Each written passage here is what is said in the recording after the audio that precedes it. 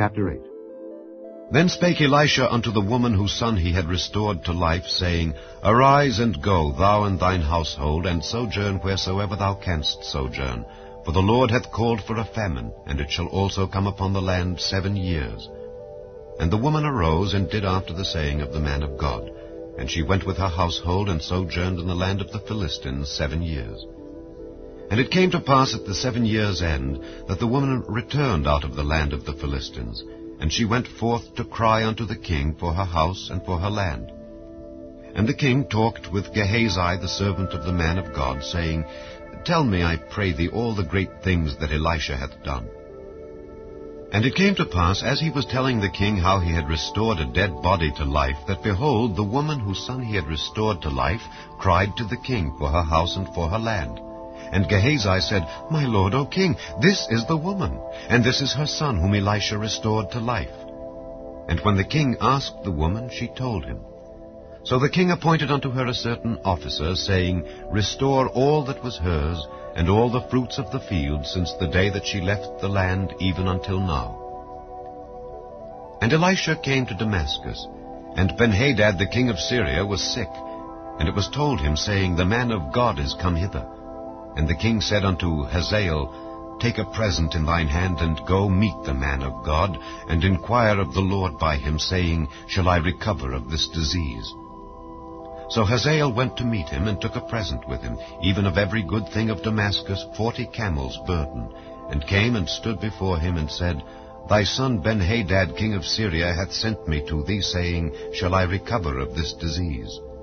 And Elisha said unto him, Go, say unto him, Thou mayest certainly recover. Howbeit the Lord hath showed me that he shall surely die. And he settled his countenance steadfastly, until he was ashamed. And the man of God wept. And Hazael said, Why weepeth my lord? And he answered, Because I know the evil that thou wilt do unto the children of Israel. Their strongholds wilt thou set on fire, and their young men wilt thou slay with the sword, and wilt dash their children, and rip up their women with child. And Hazael said, But what, is thy servant a dog, that he should do this great thing? And Elisha answered, The Lord hath showed me that thou shalt be king over Syria. So he departed from Elisha, and came to his master, who said to him, What said Elisha to thee? And he answered, He told me that thou shouldest surely recover. And it came to pass on the morrow, that he took a thick cloth, and dipped it in water, and spread it on his face, so that he died. And Hazael reigned in his stead.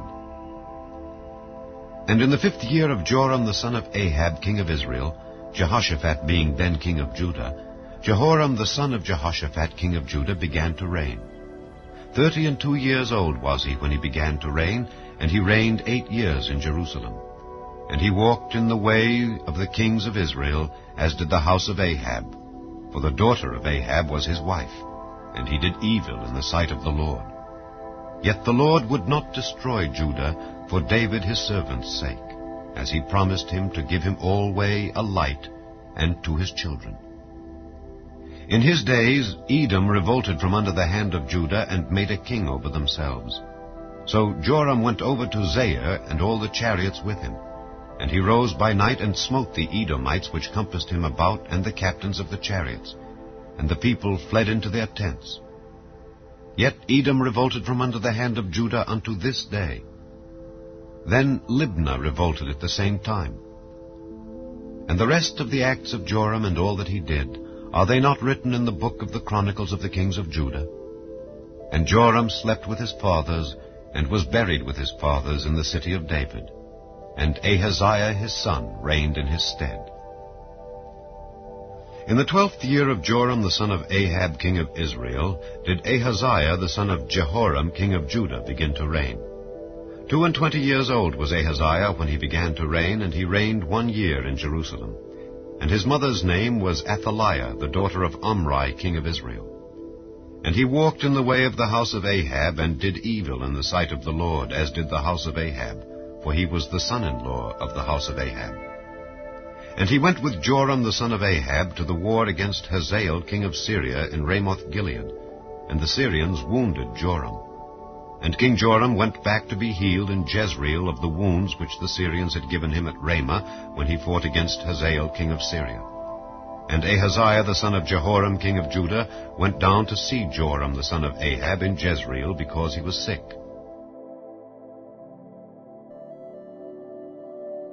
Chapter 9. And Elisha the prophet called one of the children of the prophets, and said unto him, Gird up thy loins, and take this box of oil in thine hand, and go to Ramoth-Gilead. And when thou comest thither, look out there Jehu the son of Jehoshaphat the son of Nimshi, and go in and make him arise up from among his brethren, and carry him to an inner chamber. Then take the box of oil, and pour it on his head, and say, Thus saith the Lord, I have anointed thee king over Israel. Then open the door, and flee, and tarry not.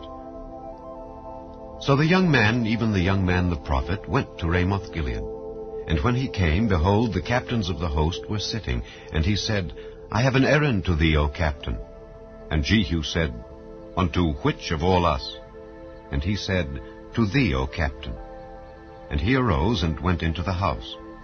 And he poured the oil on his head, and said unto him, Thus saith the Lord God of Israel, I have anointed thee king over the people of the Lord, even over Israel.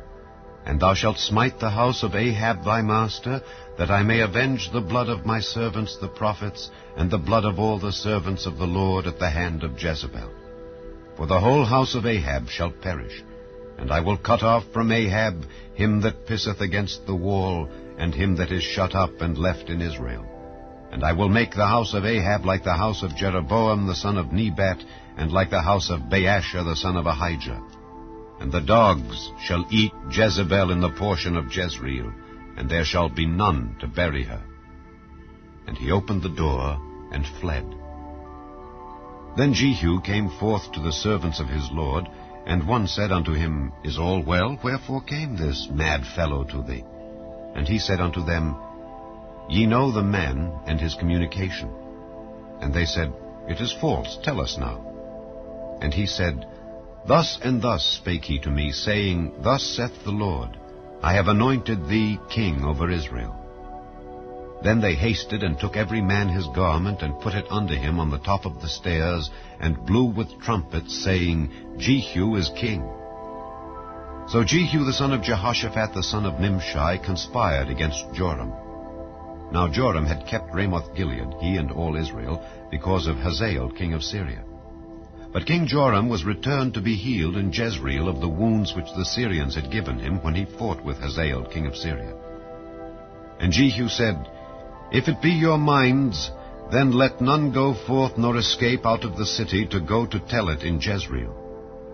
So Jehu rode in a chariot and went to Jezreel, for Joram lay there. And Ahaziah king of Judah was come down to see Joram. And there stood a watchman on the tower in Jezreel, and he spied the company of Jehu as he came, and said, I see a company. And Joram said, Take an horseman, and send to meet them, and let him say, Is it peace? So there went one on horseback to meet him, and said, Thus saith the king, Is it peace? And Jehu said, What hast thou to do with peace? Turn thee behind me. And the watchman told, saying, The messenger came to them, but he cometh not again. Then he sent out a second on horseback, which came to them and said, Thus saith the king, Is it peace? And Jehu answered, What hast thou to do with peace? Turn thee behind me. And the watchman told, saying, He came even unto them, and cometh not again. And the driving is like the driving of Jehu the son of Nimshi, for he driveth furiously. And Joram said, Make ready. And his chariot was made ready. And Joram king of Israel and Ahaziah king of Judah went out, each in his chariot, and they went out against Jehu, and met him in the portion of Naboth the Jezreelite.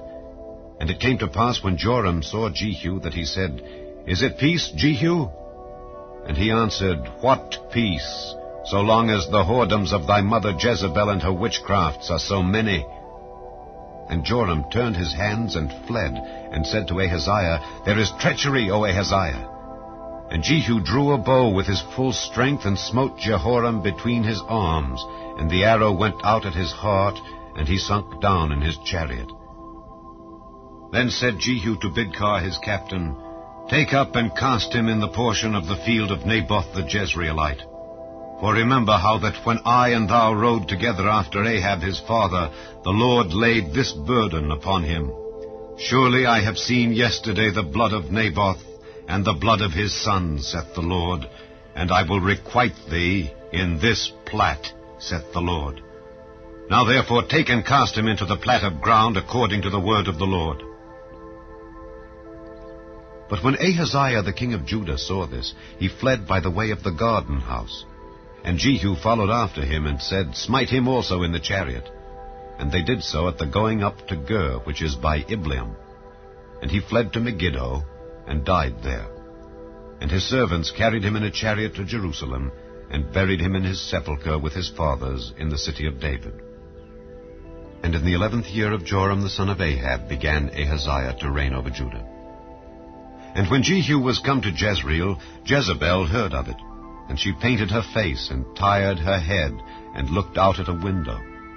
And as Jehu entered in at the gate, she said, Had Zimri peace, who slew his master? And he lifted up his face to the window, and said, Who is on my side? Who?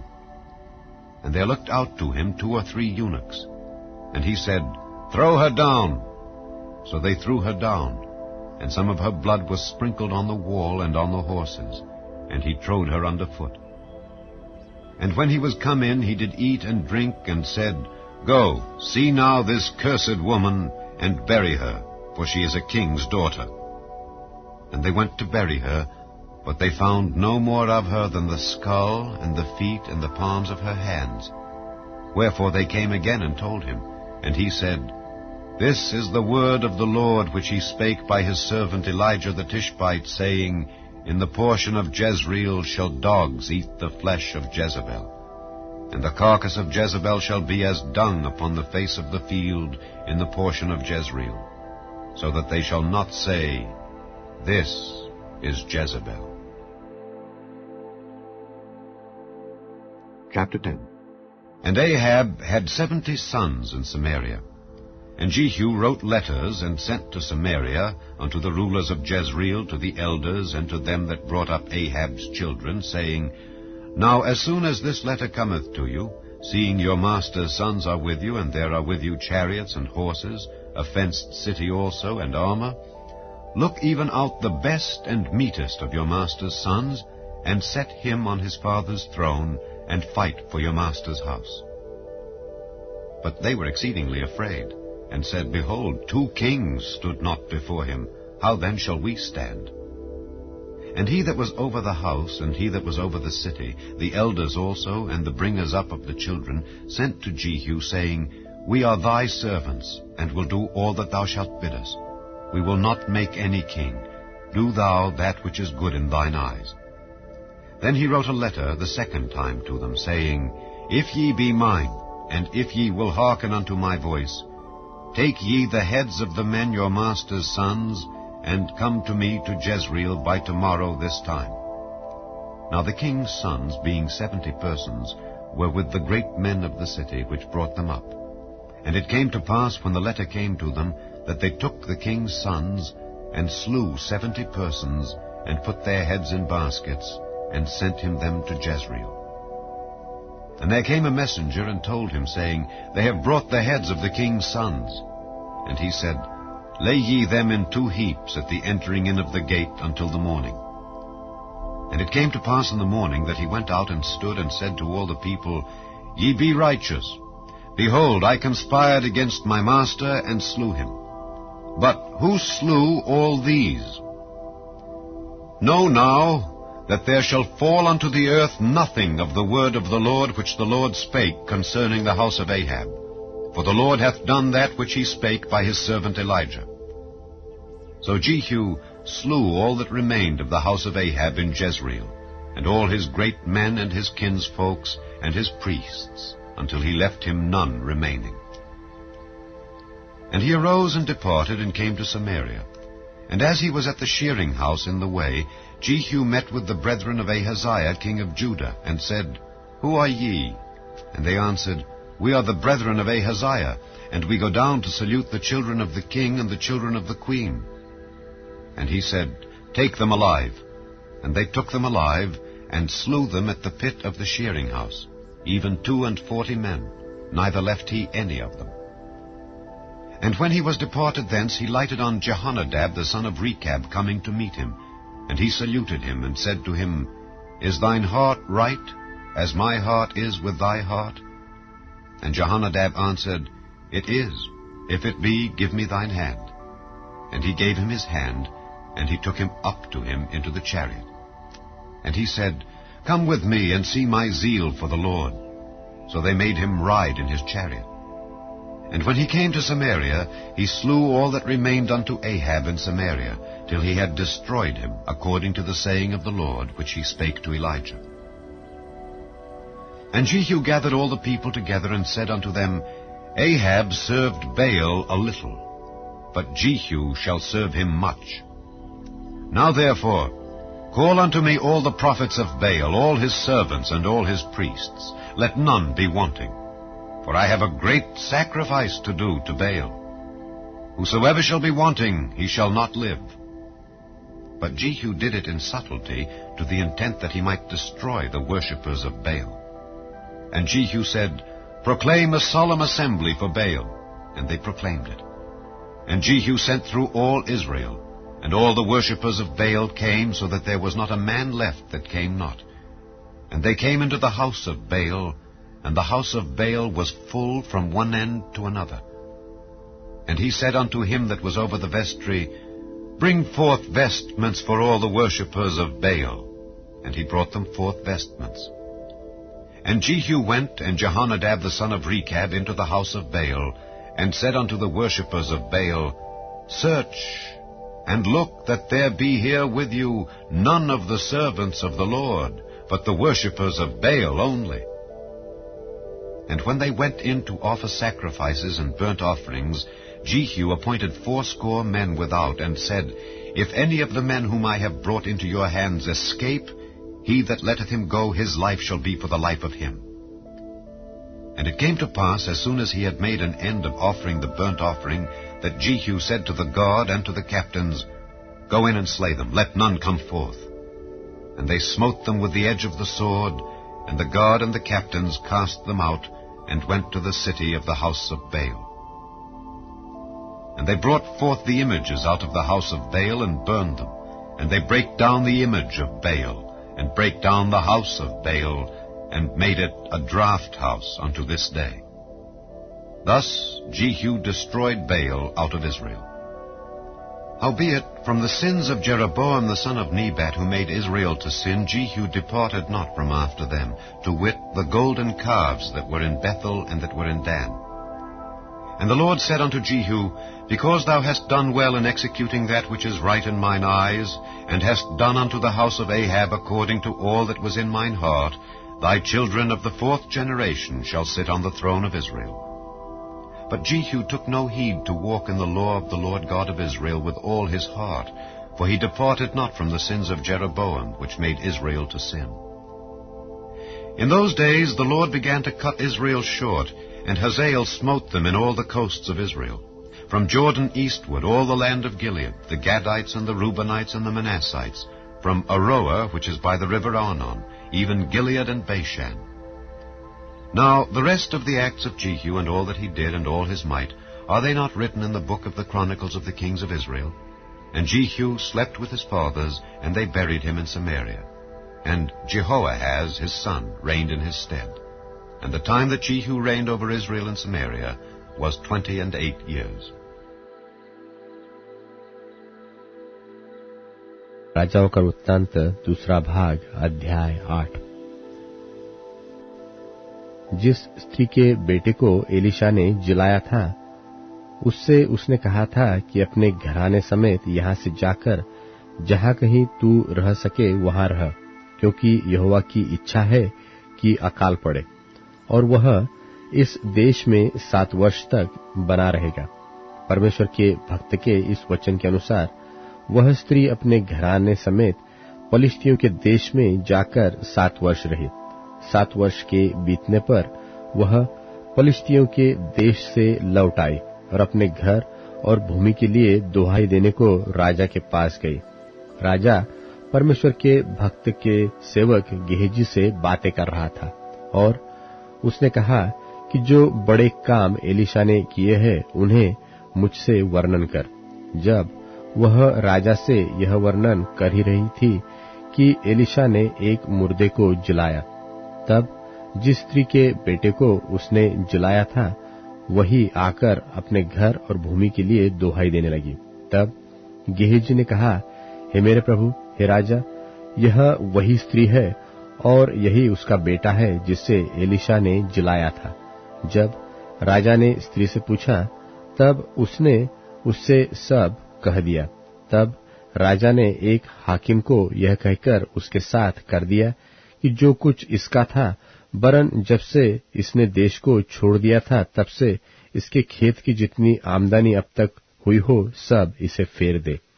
और Elisha दमिश्क को गया और जब अराम के राजा बेन्हदद को जो रोगी था यह समाचार मिला कि परमेश्वर का भक्त यहाँ भी आया है, तब उसने हजाएल से कहा, भेंट लेकर परमेश्वर के भक्त से मिलने को जा और उसके द्वारा यहोवा से यह पूछ कि क्या बेन्हदद जो रोगी है वह बचेगा कि नहीं।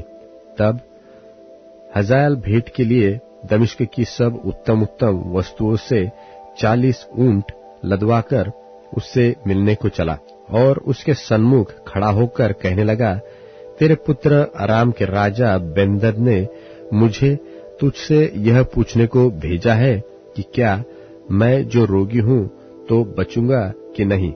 एलीशा ने उससे कहा, जाकर कह, तू निश्चय बच सकता है। तो भी यहोवा ने मुझ पर प्रकट किया है कि तू निसंदेह मर जाएगा।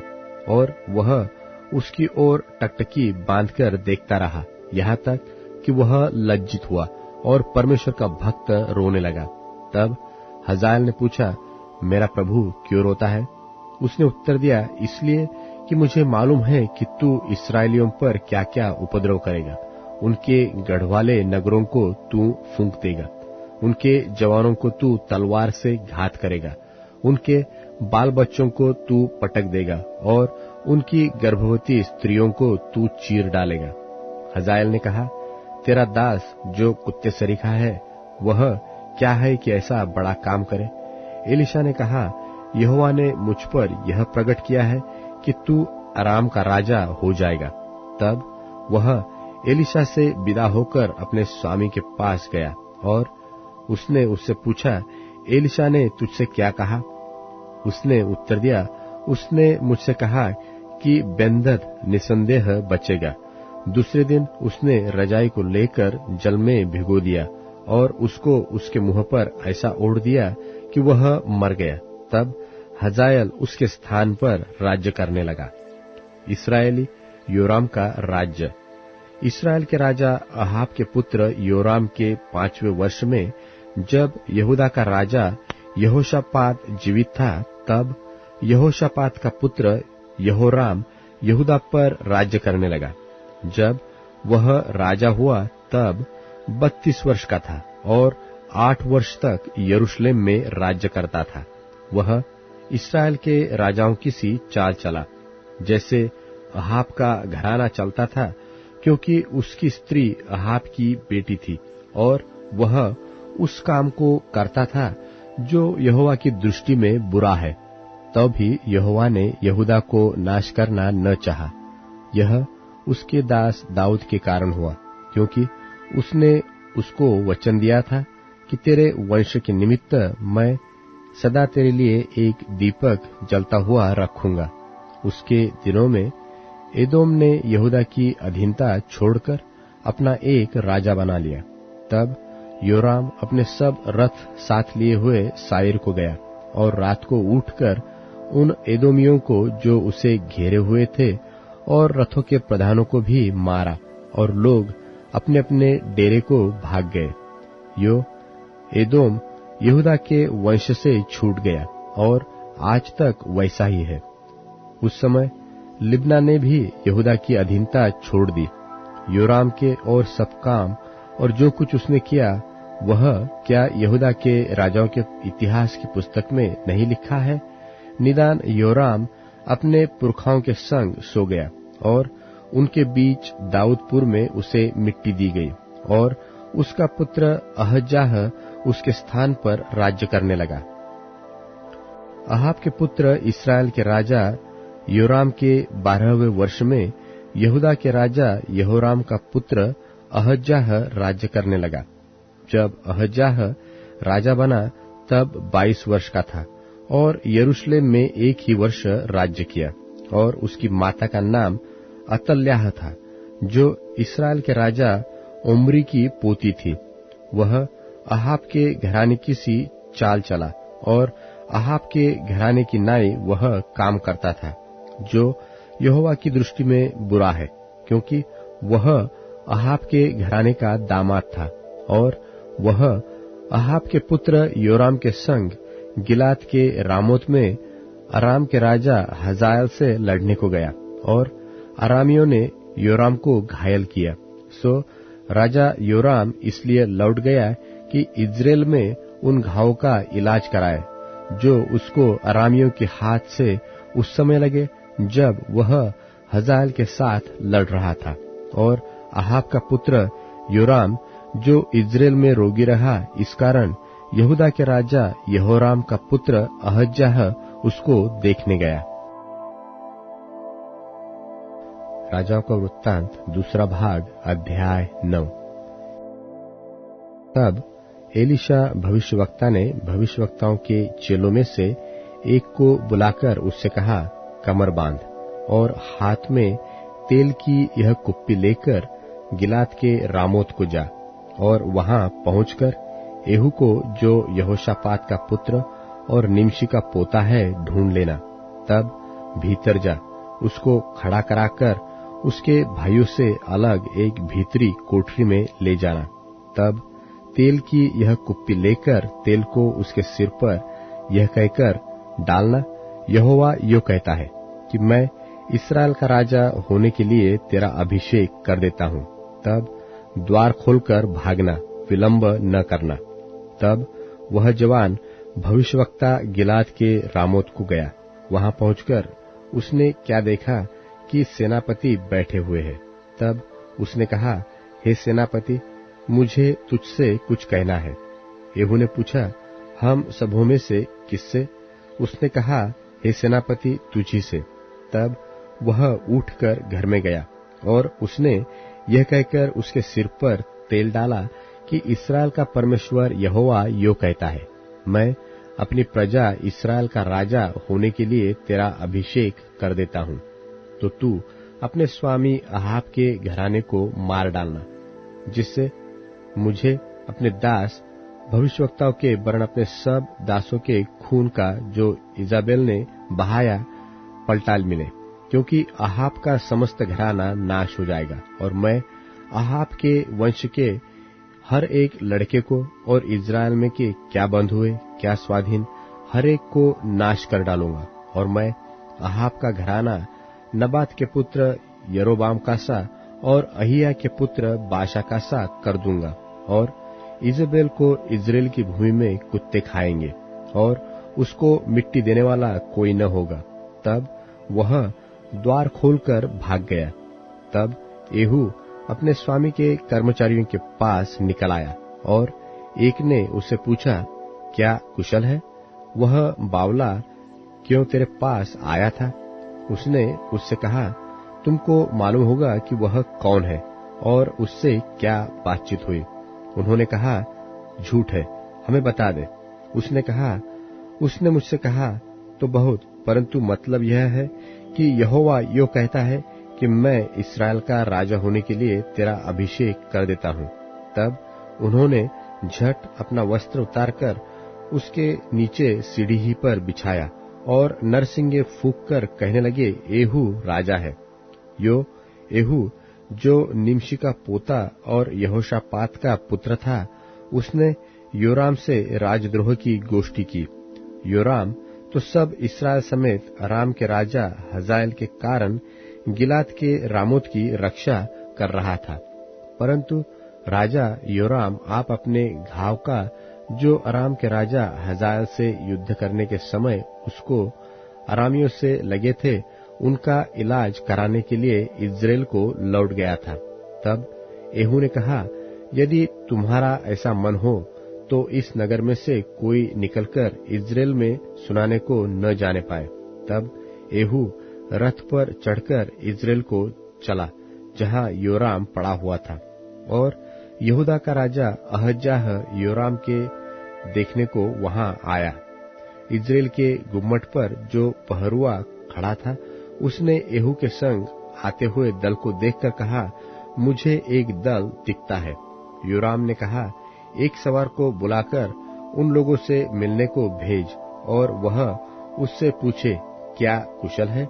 तब एक सवार उससे मिलने को गया और उससे कहा, राजा पूछता है, क्या कुशल है? येहू ने कहा, कुशल से तेरा क्या काम? हटकर मेरे पीछे चल। तब पहरुओं ने कहा, वह दूत उनके पास पहुंचा तो था, परंतु लौटकर नहीं आया।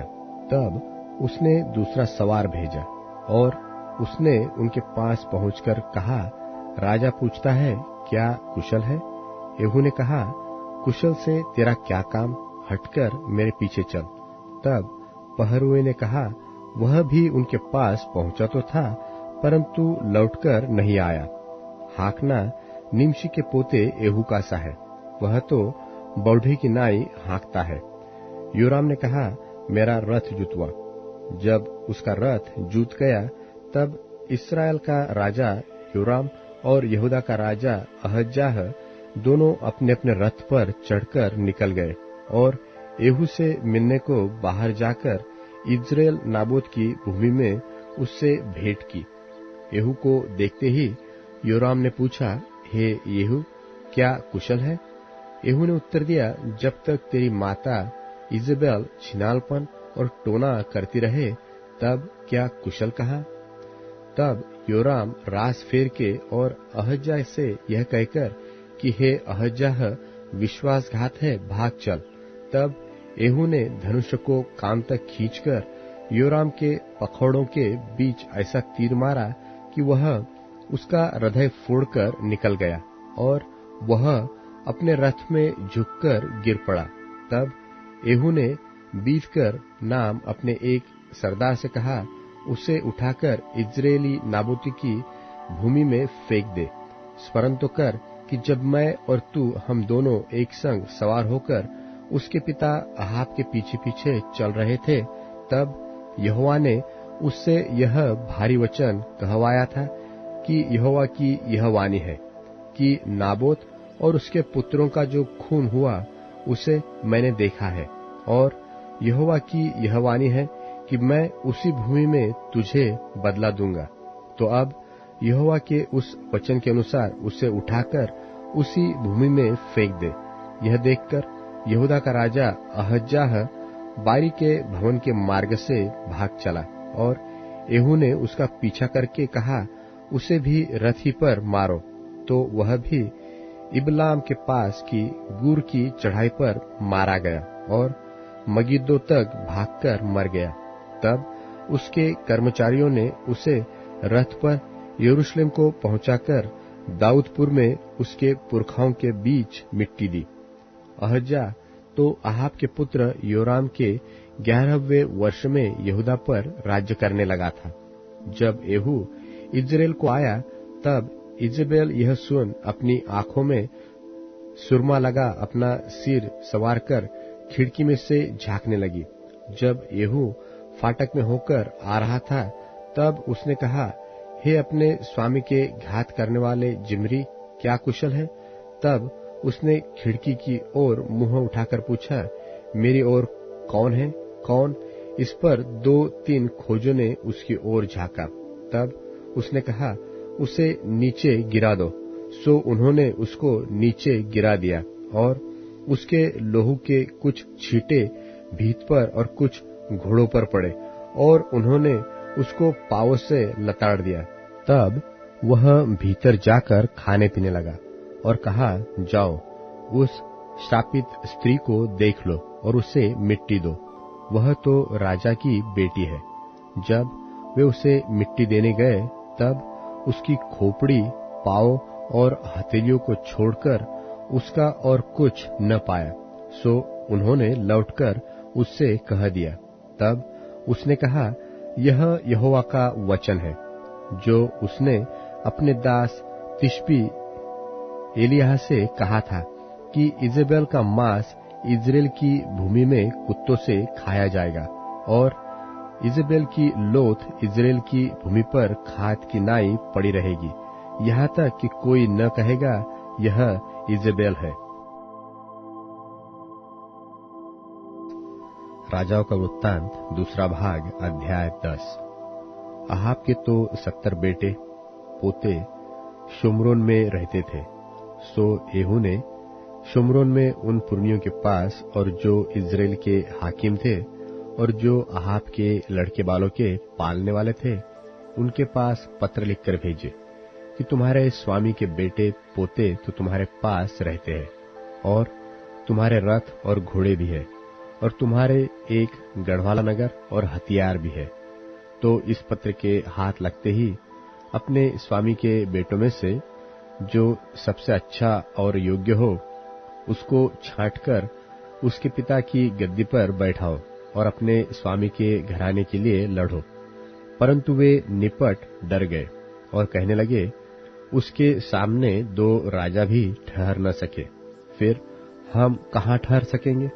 तब जो राजघराने के काम पर था और जो नगर के ऊपर था, उन्होंने और पुरनियों और लड़के बालों के पालने वालों ने येहू के पास यो कहला भेजा कि हम तेरे दास हैं, जो कुछ तू हमसे कहे उसे हम करेंगे, हम किसी को राजा न बनाएंगे, जो तुझे भाए वही कर। तब उसने दूसरा पत्र लिखकर उनके पास भेजा कि यदि तुम मेरी ओर के हो और मेरी मानो तो अपने स्वामी के बेटों पोतों के सिर कटवाकर कल इसी समय तक मेरे पास इज़राइल में हाजिर होना। राजपुत्र तो जो 70 मनुष्य थे, वह उस नगर के रईसों के पास पलते थे। यह पत्र उनके हाथ लगते ही उन्होंने उन 70 राजपुत्रों को पकड़कर मार डाला और उनके सिर टोकरियों में रखकर इज़राइल को उसके पास भेज दिए। और एक दूत ने उसके पास जाकर बता दिया कि राजकुमारों के सिर आ गए हैं।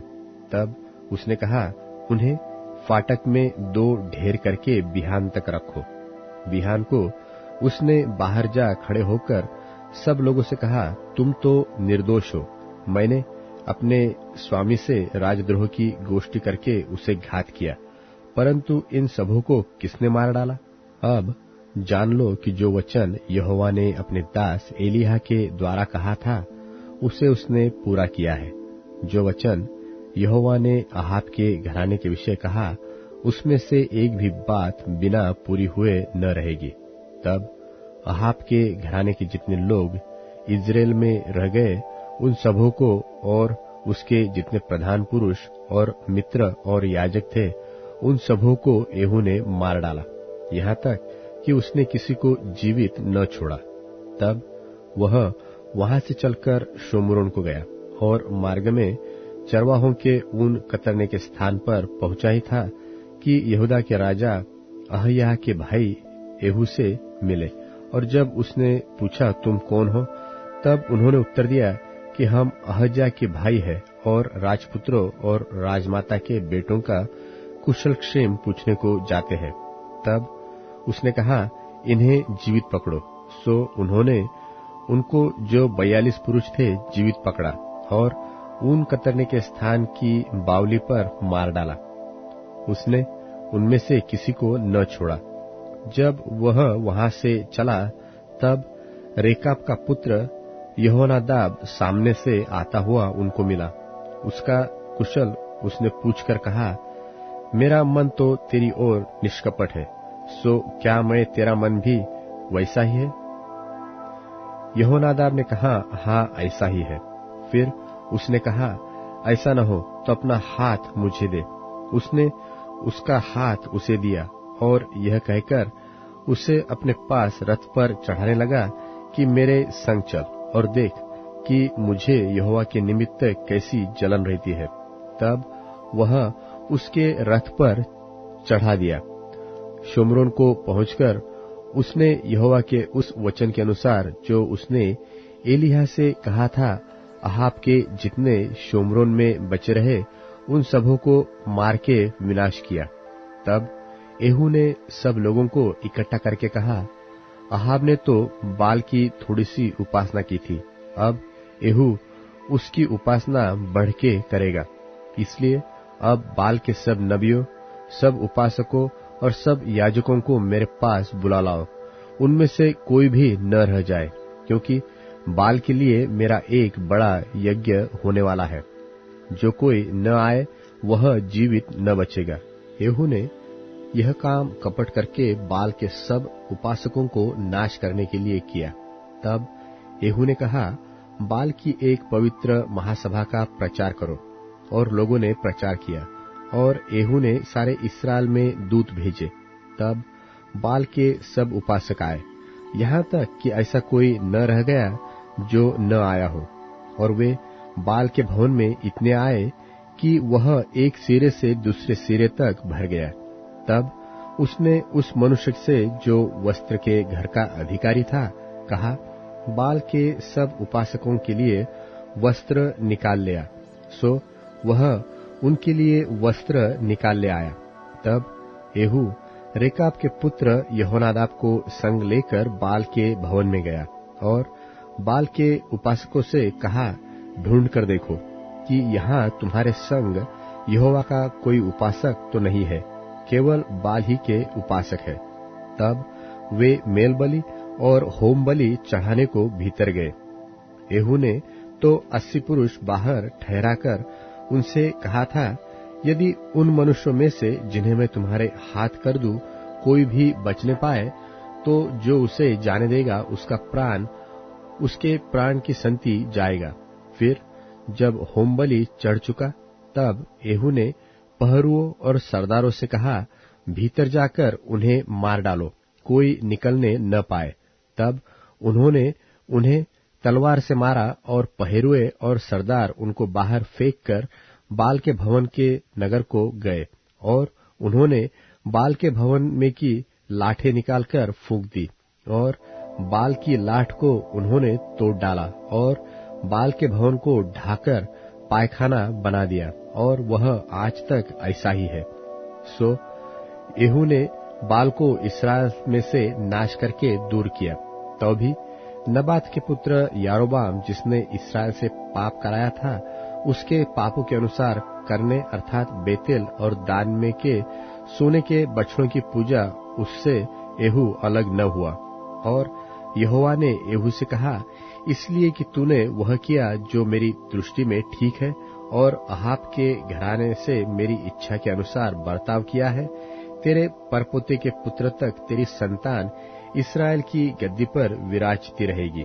परंतु एहू ने इस्राएल के परमेश्वर यहोवा की व्यवस्था पर पूर्ण मन से चलने की चौकसी न की, परन यारोबाम, जिसने इस्राएल से पाप कराया था, उसके पापों के अनुसार करने से वह अलग न रहा।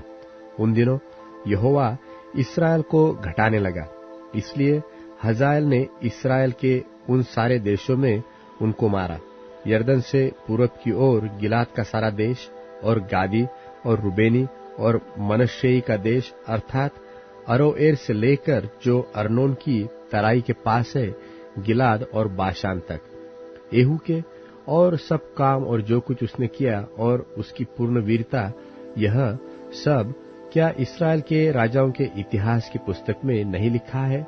निदान एहू अपने पुरखाओं के संग सो गया और शोम्रोन में उसको मिट्टी दी गई, और उसका पुत्र यहोआहाज उसके स्थान पर राजा बन गया। एहू के शोम्रोन में इस्राएल पर राज्य करने का समय तो 28 वर्ष का था।